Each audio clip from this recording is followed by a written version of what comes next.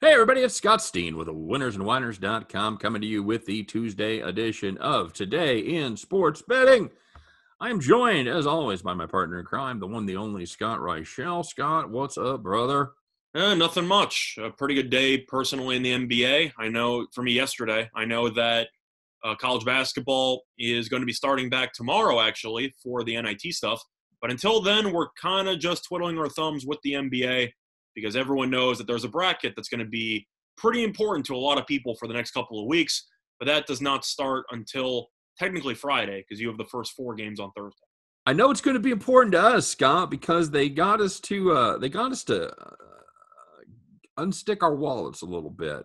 They got us. I just know it's free money. Well, yeah, that's I love the cockiness of the youth. That's the best thing. I don't know. Somehow we smack talked our way into 2,500 apiece. So it's going to be you, it's going to be me, and it's going to be Dave the Dominator Hess throwing in 2.5 GER, Scott, into a pot, and we're going to go through and we're going to see who has the best record at the end of the NCAA tournament. The best part is, not only are we going to do our own stuff and have a chance for one of us to make $5,000, we're also giving everybody a chance to look behind the curtain and see each and every one of our picks. So get over there, get signed up. It's we've got it all set up over there at Winners and Wonders. So make sure you stop by, check it out. Here's the deal: you get each of our picks, all 3 of our picks, plus you get our consensus picks for each and every game. We're doing it for the first 2 rounds. And if we do not make a profit the first 2 rounds for you, you know what? The rest of the tournament, it's on us. So it's almost kind of a no-lose kind of deal, Scott. So it's a pretty good deal. I'm excited about every aspect of this, and I'm excited about getting you to shut up just a little bit about how. Well, when you say that it's a no-lose deal, it's a no-lose deal for the viewers. It's a lose deal for you and Dave. That's a separate story. You know how it worked with college football, buddy. You had yourself a lead, you got cocky. Mm-hmm. And at the end of the year, we had to remember what we played every single week. And what happened at the end, Scott? I fell apart. That's right. So I'm looking for that again. I don't care if you get out to an early lead after the first day. That means nothing. I'm doing the math at home, and if I get off to a hot start, you tend to run out of games the longer the tournament goes on. So I feel pretty good about my chances. I feel bad for Dave. He's gonna be eating less lobster up there in Maine. So make sure you guys check that out. Keep an eye on our progress. Even if you don't get our picks, we'll certainly update as we go along. But for now, we're still buddies, and we've got to take a look at our NBA card here for tonight. By the way, folks, if you haven't checked us out on our little Radidio show, you should absolutely do that. It is we do afternoon drive right now as we begin our domination of all things media. We are in Tampa, WWPR 1490 every day at 4 p.m. Eastern time doing our little afternoon drive show. Make sure you check that out. All right. You don't have to be in Tampa to listen to it. Don't even have to be to Tampa to listen to it. No, it's got you have to go to their website. They do have a listen live. We're not on radio.com yet, but we do have they do have a listen live link on their webpage. So go to like I said, WWPR in Tampa. All right. So Utah Jazz, Boston Celtics. Scott, remember? Man, it doesn't seem that long ago. Remember when the Utah Jazz were really good? Feels like a while ago, doesn't it? What the hell happened, my friend? Well, I think what happened is that the Utah Jazz, they peaked. I think that's kind of what happened with them. You look at the recent results, lost 3 of the last 4, all on the road, and this game is a road game, so that's not a great sign for Utah. Lost to the Pelicans by 5, lost to the 76ers in overtime by 8, then had the All-Star break, beat Houston. Congratulations, I suppose. And Didn't then cover, though. That is correct. Well, anytime you're giving a 19 points, it's pretty tough to cover in the NBA. But Houston's probably one team you could actually do that with. And then they played Golden State and lost by 12 on the road. And now this team is the favorite, laying about 5. I know it's been bet a little bit down to 4.5 in most spots, but there are a couple of 5 still available against Boston, who has been playing very well lately, has won 5 of 6, ended up beating Houston by 27 in its last game, but that doesn't really mean anything. That's how you cover 19.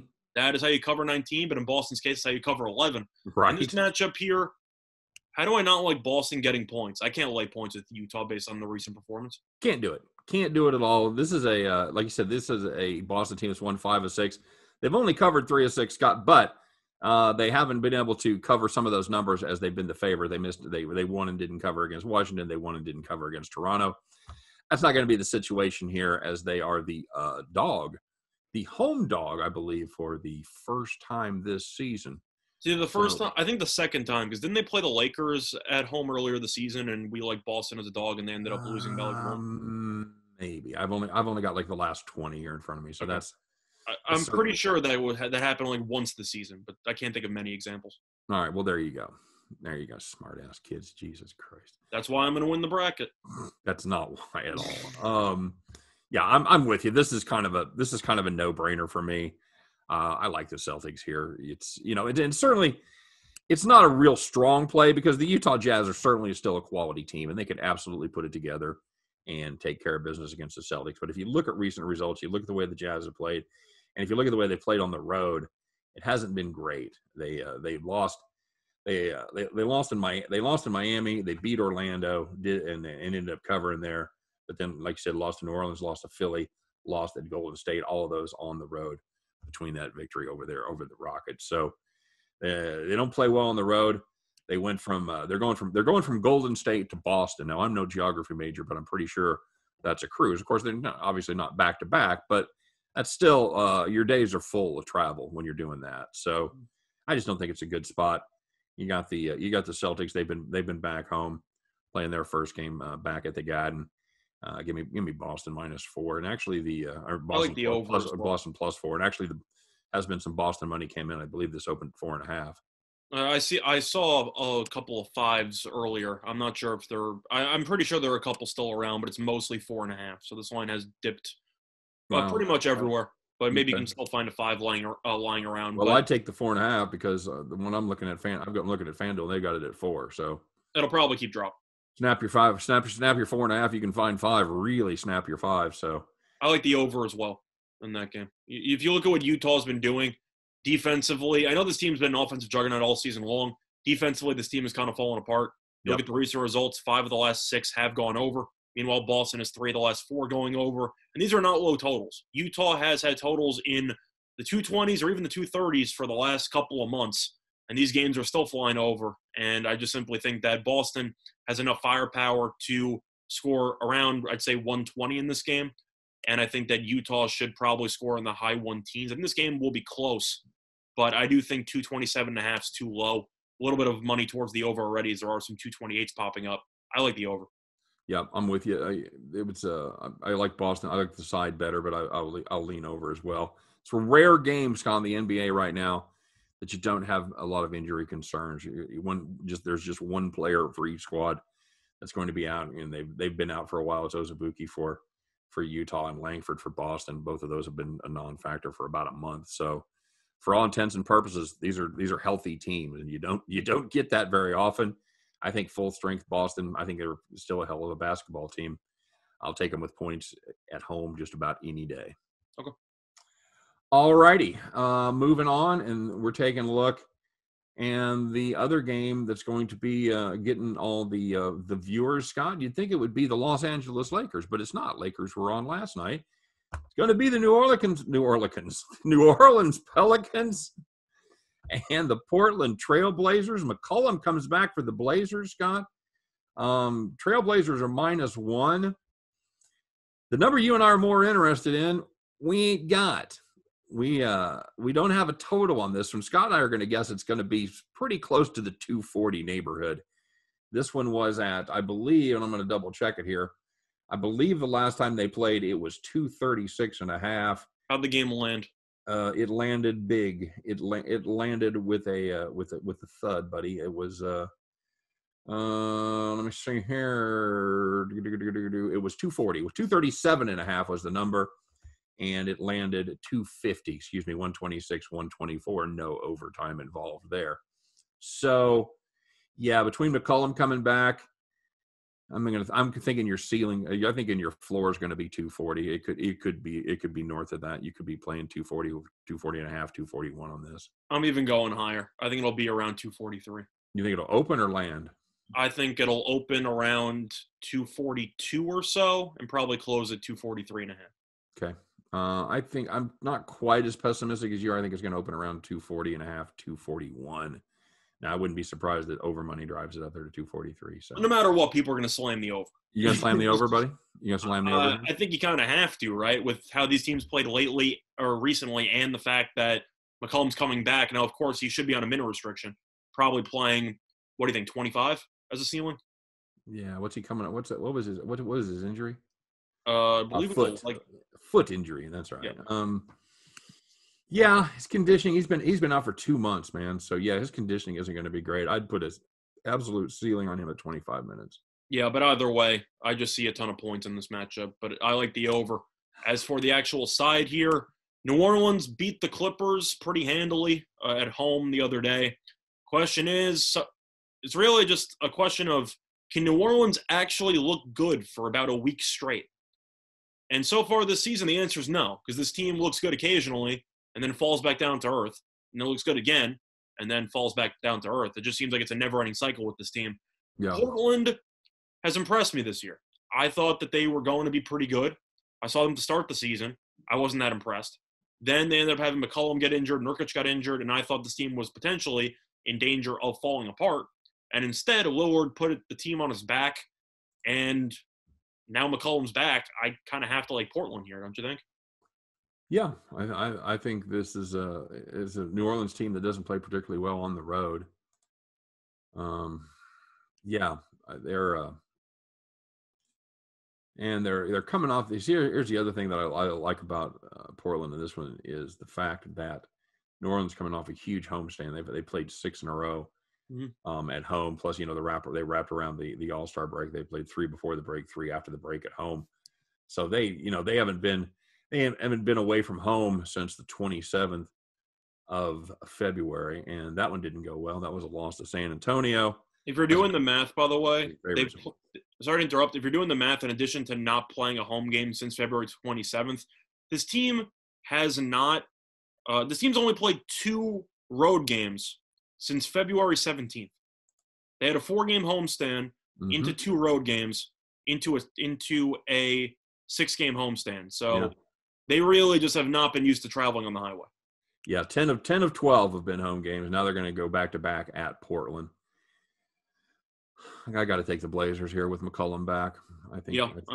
Once again, we're more interested in the over. But if I'm looking at a side here, I think it's Portland or pass. I'm tempted to make a contrarian play there once those numbers start climbing to 242, 243. McCollum can play a little defense. Yeah. I don't. You know what? I don't want to get involved in the total. It could go 260, and you can laugh your ass off at me. But I'll take Portland too. Sure, there's even if the total burns me in this one, Pelicans overs have made both of us so much money over the past month or two that I don't really care if I lose one. Hope you made $2,500 so you don't feel it. Well, I'm just saying that you hit some idiot parlay here a couple months back, right? What are you talking about? You hit some massive parlay, right, for $4,000. Yeah, that was college football season. Yeah, so hopefully you tuck some of that away. Oh, that's what you think. But no, the secret is that you just invested in Bitcoin, and now it's worth $40 million or something. Incredible. Mm-hmm. I bought a video for $30 million. Nice. What was it, a 10-second cartoon that got sold for 10? What was it, 10 million, 6 million? Yeah, it's official. I don't understand finance. I don't understand anything anymore. No, I know nothing about it. Give me the Blazers -1, buddy. Blazers roll. Okay. You'll take the over? Yeah, I'll take the over, but once again, I also like the Blazers in that spot. All right, good enough. Let's talk about some. We do have our contest coming up, so we're not going to give away all of our picks. That would be kind of silly, but we are going to talk about the futures a little bit. Talk about the future and see what we've got there as far as some teams that we like maybe to make a little run, and some teams that maybe we don't like that a lot of people do like. Scott, who's in the biggest trouble out of all the number 1 seeds? Well, I think if you want to talk about the current state of the rosters, it's got to be Michigan. Yeah.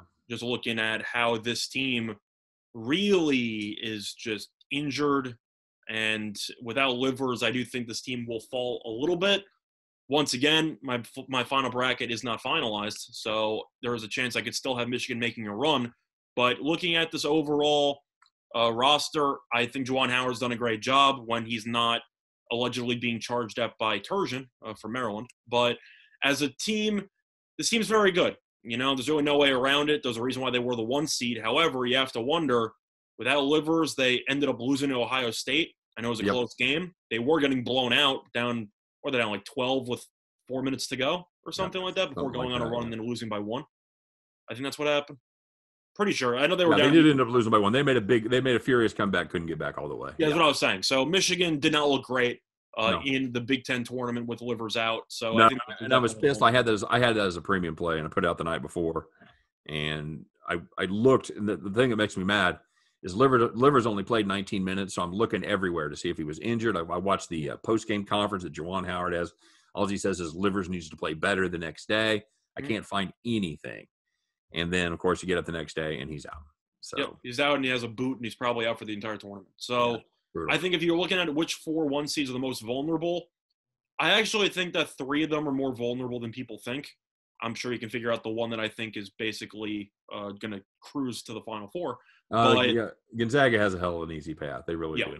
It's Gonzaga. So I think Gonzaga should cruise. I think the others might be in danger a little bit, but based on the current roster itself, I got to look to Michigan as being a vulnerable 1 seed.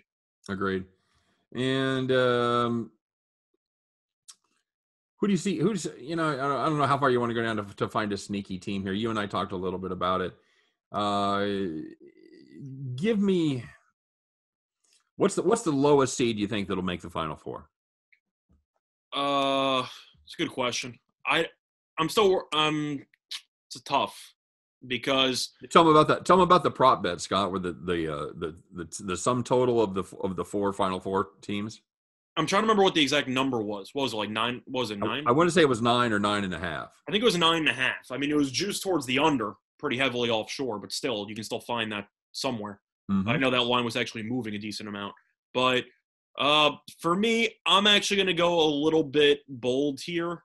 Ooh. I actually don't think that we're going to have a huge, like 7 seed onward make it to the Final Four. I actually just don't see that happening. Okay. If I really wanted to go with the I'd say the greatest seed to make it, I'm going to say around a 3. Wow. I know. I'm going to say I'm going to be a little bit different. I don't even know if I'm going to have a 3 in my actual bracket because I got to keep you guessing. I got to keep you and Dave guessing. But I really just don't see it. I think there are a couple of teams that could make some type of run, but at the end of the day, people are expecting chaos, and maybe I'm just prepping myself to be potentially disappointed. But I just think that there are some teams at the top that should be able to differentiate themselves. And for that reason, I think you will see a decent amount of chalk with a little bit of upset sprinkled in between. I think there's a 6 that makes it. Okay. Mm-hmm. So that's where I'm at. I would lean over on the. I could completely flip my opinion depending on which team gets COVID in the next 2 days and what injury reports come out and whatever. But as of right now, I'm looking towards a decent amount of quality teams making it to the Final Four. Can you imagine Gonzaga ends up being a 26-point favorite or something like that over App State or probably going to be Norfolk, and then they come down with COVID? See, the thing is that I already looked it up, and that actually brings me to one point I was going to make, was that I had Kansas to win the Big 12 tournament at 11-1 on Fox Bet. Oh, yeah. And Kansas got COVID, and guess who did not get refunded? This guy. I got nothing back. They told me, see you later, thanks for the money. And I asked them as a follow-up question, because they weren't going to change their mind, what happens about Gonzaga? Because I have an 11-1 ticket in my pocket, or I have like some 12-1, some 10-1. And they told me if Gonzaga gets COVID, thank you for the money. So in other words, I'm more concerned about the middle of the tournament, because at the start of the tournament, at least you could change your bracket around. You could actually do some stuff to maybe navigate. Right. If it happens in the round of 32, you're screwed. In every pool you're in, my future goes out the window. That's a disaster situation. So, of course, you could get one of those situations to happen where that's why I'm a little bit kind of concerned about Baylor. They've had two separate COVID issues during the course of the season. Virginia's fighting some COVID issues right now.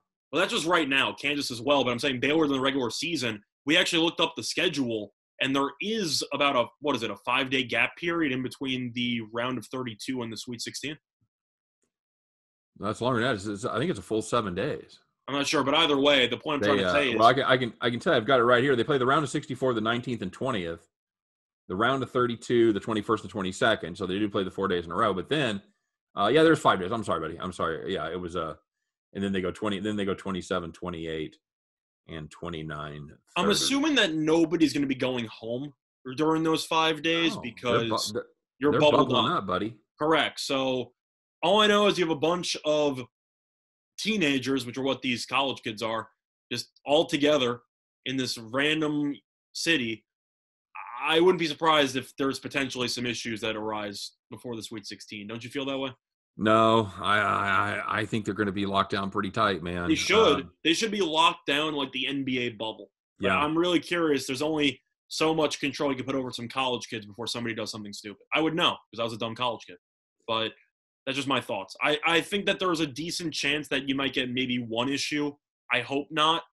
But I don't know. I feel that's definitely a possibility. So when I say that I might have some chalk going to the Final Four, I might change my mind over the next couple of days depending on some news. So we'll see what happens. Yeah, very good point.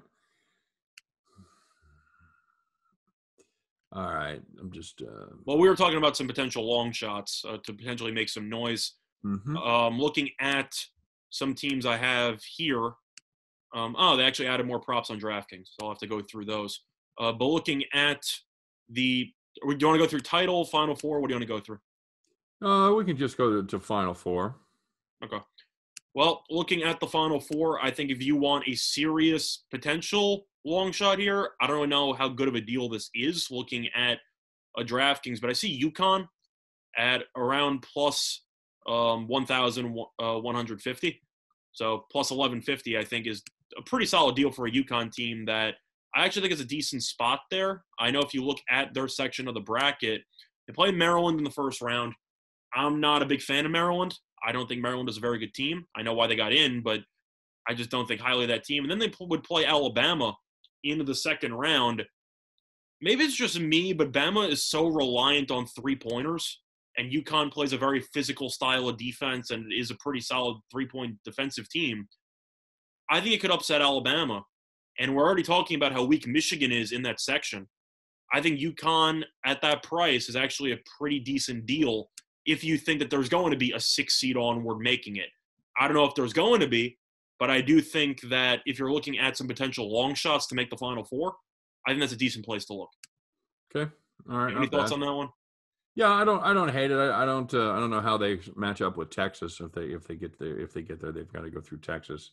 That's the issue there too. But just throwing it out there in order to get to. Mm-hmm. Yeah. So I'll talk about one of the. Well, how do you like Iona with Pitino? How do I like them? I've watched them play. I've also seen people play in the MEAC. And let me tell you, they're not exactly winning many tournament games in the MEAC. That conference is bad. And if you look at Iona, the team's better than its record was. The fact that it was technically a pretty low seed in the conference tournament was a joke. They're 6-3 in conference play, but because they only had 6 conference wins, that was the tiebreaker because about half their games got canceled for COVID. So They probably would have been either a 1 seed or a 2 seed in the conference tournament if they played the full season. Yeah, they ended up being, a 9 seed? They were a 9, which was just an absolute joke. So the 9 playing the 1, they were the favorite. Yeah, the 9 playing the 1, they were the favorite, and then the 9 played the 7 in the final because Fairfield made a dream run. I'm not going to overreact to it. Would it shock me if Iona won? Truth is, yes. I just don't think they have the athletes to compete with Alabama. I know Pitino is a very good coach, and they play a very physical style of defense, but it's Pitino's first season there. I don't think he has all the athletes and all the recruits that he's going to end up getting at Iona. So I just think Bama's going to win that game. Will it be close? Maybe. But I just don't see that as a long shot that I'm interested in. Okay. Are you interested in Iona, or you're just throwing out some jokes? No, I was just kind of curious to see if you thought they had any kind of a shot at all. I mean, if you're looking at 100-1, I mean, I've seen worse bets. I'll tell you that much. A lot of big tickets cashing conference tournaments. I'll tell you. Definitely true. But I mean, I mentioned one semi-long shot, kinda, at plus 1150, and then you brought something up that might blow it out of the water. So Yeah, no, that's I don't see them making a big run. I'll tell you, there are. I'll share one of my long shots with you, and this is one that I know that you don't necessarily agree with, but I do like San Diego State. I don't have Final Four odds on them, but I've got them at plus 50 to 1 to win the championship. What do you have on them for Final Four? so looking at San Diego State, I see 10 to 1 on DraftKings. We're talking about Final Four odds, so at some point you might just be better off trying to take a win the title draw, Yeah, and then maybe cashing out or hedging on your way through. yeah. So that's also another approach you can do with it. I'm kind of surprised why you think I disagree about San Diego State, but Well, because they have to get by Syracuse, and I know you like Syracuse. I don't know what made you think that also. But Are you giving me the old okey doke? You're not really telling me. I don't know what I'm doing. There's $2,500 on the line. You think I'm not just going to give away all my secrets? Come on. All right, fair enough. But I know. But looking at some Final Four draws, some books don't even have it. I see books like Fox Bet and FanDuel doesn't really have anything besides to win the title. Fox Bet has Sweet 16 draws. I don't really see many title draws. Title draws are everywhere, but Final Four draws I really only see on DraftKings. Looking at the title draws, though, for San Diego State, I see 50 to 1 mostly. Mm-hmm. I definitely think that San Diego State is a team that brings something unique to the table, which is something that you notice from a lot of college basketball teams that make deep runs. Right. And defensively, this team is really, really good. Yeah. And I feel like they're also a bit more physical than what teams are accustomed to. They mirror their football team. It's really weird. They play hella defense, and then they struggle a little bit on offense. But after the game against them, you've been in a game. Yeah. By the way, I found San Diego State on FanDuel. They actually put up Final Four odds. They have San Diego State at 12 to 1. Okay. Yeah. But I see 70 to 1 to win the title on FanDuel. All right. Well, So it went from 50 to 1 to 70 to 1 on FanDuel. So once again, shop your lines. Just made yourself 20 units. Yep. All right. Anything else you want to talk about as far as the tournament goes? For the most part, I feel like we talked about it on the radio show, but we could bring it up again. We always talk about the 12-5 and how you tend to have a couple of upsets there. Yep. I know we both have an opinion on one. We kind of share the same opinion, so I feel like we can kind of give it away because it's going to be on the consensus anyway. Okay. But we feel like there's a potential trap line in one of these 5-12 matchups. Do you want to talk about it, or is that a little bit too classified? No, I think we can talk about that. We'll give away a little nugget here. You and I both think Villanova is going to do a little better than anticipated against the Winthrop Eagles. I think this is one of those teams, and it happens every year. You watch a team roll through their conference play, you watch them roll through the tournament. Like, oh my God, this team can compete with the big boys, and you get a little skewed perspective because they're playing against guys at their level of skill. They are not playing against potential national championship contenders. And I know Villanova's obviously got some big injuries. They're not the Villanova team they were 2 or 3 weeks ago, but I think that Winthrop is going to get a lot of love, and I think that Villanova is going to end up just jumping up and biting them at the end of the day. I think the thing about Villanova, first of all, Moore is actually healthy. Him playing against Georgetown, that was a big deal because everyone knows Gillespie's out, and Moore's their third best player. So him being back in the lineup definitely helps. They were beating Georgetown by 10 late in the second half before they fell apart. And if Villanova ends up winning that game, you think the spread's still going to be this short? Probably not. Nope. So I think that people are going to look at the final result and go, oh, this team lost a very close game to Providence and it lost a very close game to Georgetown. Georgetown also shot 100% from the foul line. So there were a couple of variables there that I just don't think were sustainable. But the main reason why I think Winthrop's a little bit overrated, the best team that they played against this entire season, UNC Greensboro. Mm-hmm. First game of the season. You know how many other tournament teams they played against this entire season? 0. So they're 23-1, and I know that they killed their conference, but the Big South, not very good. Second best team in the conference, according to standings, was Radford, 15-12. So now they face off against Villanova. At the end of the day, you might be worried about some coaches maybe being a little bit overrated, maybe having some letdown spots. There are a few coaches I like more in the country, if any coaches that I like more than Jay Wright. And I think Jay Wright will have a very good game plan prepared for them. So Looking at this matchup, I like Nova. Looking at the number, I'm in no interest to bet this because I think more money will come in on Winthrop before the tournament. Agreed. But every now and then you see one matchup, it's a 12-5. It has to happen. Yeah. And I just think that people might be getting a bit of the okey-doke there. Yeah, they off against Villanova. had 3 out of 4 12s that won a game that won in the last time we had a tournament in 18-19. So I just think it's a bit of a trap one because I think Villanova just defensively, with agreed. a full couple of days to prepare, this team defensively is really underrated. And of course, Winthrop has faced off against a bunch of teams that don't play much defense, the likes of Furman and some of these other teams. But I mean, going through the line here, best defensive team they played might have been Greensboro, and that was all the way back at the start of the season. So yeah, I take nothing away from this Greensboro team. I like Greensboro. I like Greensboro too, but when you're the best team you played against all season long happened on December 1st, and you beat Greensboro in a neutral, and then after that you play a bunch of teams like South Carolina Upstate and Campbell and Charleston Southern. You go through the entire conference. You face off against an actually elite defensive team, which Villanova can be with preparation. Yep. And shockingly, you're not as open on these plays that you thought you were going to be. Yeah, you're absolutely right there. But some of those moves to the basket where they just blow by those guys in the Big South, that's not likely to happen. They run the same play they ran against Campbell. I led to a wide open dunk on 4 straight plays. Why is this not working against a top 25 team in the country? So I just don't see it. I understand the logic of why people want to fade Villanova because of the injuries, but I think the longer that these guys play without Gillespie, which they played another game in their pocket, they were really dominating Georgetown for about, I'd say, 32 minutes there before they fell apart down the stretch. But I just think Villanova's a little bit undervalued at this point because so many people hate them. All right, I agree. So, yeah, that's I think that's going to do it. We agree on not rushing to the window, right? I'm expecting more Winthrop money coming in. Oh yeah. There'll be a little buyback late. You got to time it right because there'll be. I think our voices are going to be heard louder and louder, and the people that not necessarily our voices, but people that share the same opinion.